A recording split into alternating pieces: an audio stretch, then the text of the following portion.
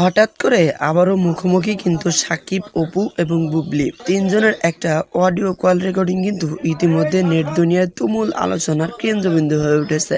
বেশ কিছুদিন হলে শোনা যাচ্ছে মেগাস্টার সাকিব খান অপু বিশ্বাসকে নিয়ে সিঙ্গাপুরে চলে যাবেন। এর আগে কিন্তু বুবলিকে নিয়ে তিনি আমেরিকাতে প্রায় 3 মাস ছিলেন। চলুন আমরা সেই ভাইরাল ফোন রেকর্ডটি শুনে আসি। শেহজাদের জন্য তাহলে তো তার এখন আমাকে আবার বিয়ে করতে হবে। এই ডিজিটাল বাংলাদেশের যুগে এটি কি খুব কঠিন কিছু সঠিক তথ্যটা জানা যে আপনারা কি বিয়ে করেছেন বা আপনারা স্বামী বা স্ত্রী, এই উত্তরটি জানা কি খুব কঠিন কিছু? একদমই কঠিন কিছু না, কারণ আমরা যখন আমাদের বিয়ে বাচ্চার সংবাদটা আসার আগেও কিন্তু আপনারা অনেক নিউজ করেছেন যে তারা ম্যারিড, তারা ইনভলভ, কিন্তু পরবর্তীতে আপনাদেরই অনেকেই হয়তো বা এই জিনিসটাকে অন্যভাবে একটা দেখেন। 2017 সালেও কিন্তু এরকম নিউজ এসেছিল যে উনি সন্তানের বাবা কিন্তু কেউ তার ওয়াইফ না। এবার আমরা ইয়েস আর নোতে চলে এটা এসেছিল। এবং এখনকার আমি বলি যে আমাদের বিয়ের ডকুমেন্ট হোক, কাবিননামা হোক, এটা তো আর আমি জনে জনে দেখাবো না, এটা আমাদের ভেরি পার্সোনাল এবং এটা কিন্তু তার কাছেই আছে। এবং সেই জায়গা থেকে কেন শুধু থাকবে, আপনার কাছে এত কপি থাকবে, আপনি আমাকে বলেন। এই সমস্যাগুলোই তো অ্যারাইজ হয় যখন আমার কাছে জিনিসটা রাখা হলো না, যখন উনি ওনার কাছে রাখতে চাইলেন।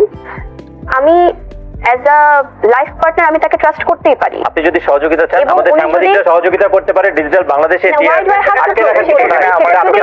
আমার কথা সেটাও যদি উনি অন্য কিছু বলতে চায় তাহলে শেহজাদের জন্য তাহলে তো তার এখন আমাকে আবার বিয়ে করতে হবে, তাই না? নাহলে তো উনি আমার সাথে প্রতারণা করেছেন। বিয়ের কথা বলে যে কাগজটা উনি রেখেছেন আমার কাছে দেননি, এগুলো তো আমাদের ইন্ডাস্ট্রির উপরে প্রভাব। এখন কি আপনার স্বামী স্ত্রী? আপনি সোজা কথা এখন আমি একদম স্ট্রেট বলি, এখন আমরা সেপারেশনে আছি। আমাদের ডিভোর্স হয়নি, বাট আমরা সেপারেশনে আছি। হয়তো মানুষ চিনতে ভুল করেছে, বরাবরই খুব মানুষ চিনতে ভুল করে এসেছে। স্পেশালি আমার কাছে মনে হয় যে আমার সেকেন্ড বার আমি তো মানুষ চিনতে, মানুষের আসলে কি বলবো, মানুষের অ্যাকচুয়ালি বাহিরের রূপ দেখে বা বাহিরের বাহ্যিক একটা আচরণ দেখে মানুষকে এখন আর জাজ করাটা খুবই মুশকিল। আমরা সিনেমাতেও এখন দেখি যে যাকে আমরা এখনো চিন্তাই করতে পারি না যে ক্রিমিনাল হইতে পারে, খুবই রেঞ্জে দেখা যায় যে ইনি সবচেয়ে বড় ক্রিমিনাল।